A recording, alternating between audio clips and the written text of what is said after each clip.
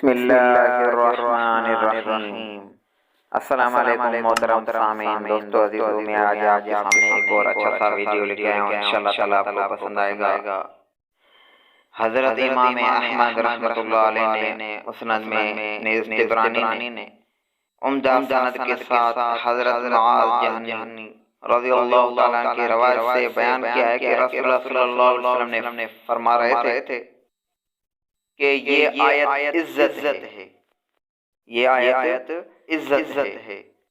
जो कोई मज़कूरा आयत कुरान सुबह शाम पढ़ लिया करे, सुबह शाम पढ़ लिया करे, दोनों जहानों में इज्जत नसीब होगी। अगर किसी मजलिस या हाकिम के सामने जाने से पहले सिर्फ 3 मरतबा पढ़ ले तो इज्जत उनको नसीब होगी। अगर आपका कोई बड़ा है, आप नौकरी के लिए जाते हैं, कोई ऑफिसर वगैरह जो भी हो, सिर्फ उनको जाने से पहले दिल में दुरूद एक दफा पढ़ के दिल में पढ़ लें। ये दुआ है, अल्हम्दुलिल्लाहिल्लज़ी लम यत्तखिज़ वलदन वलम यकुल लहू शरीकुन फिल मुल्की वलम यकुल लहू वलिय्युम मिनज़-ज़ुल्ली वकब्बिरहु तकबीरा। ये सूरह बनी इसराइल की आयत है।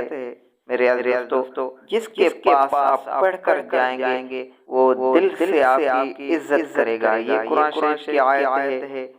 इनका आयत का नाम ही ये इज्जत है।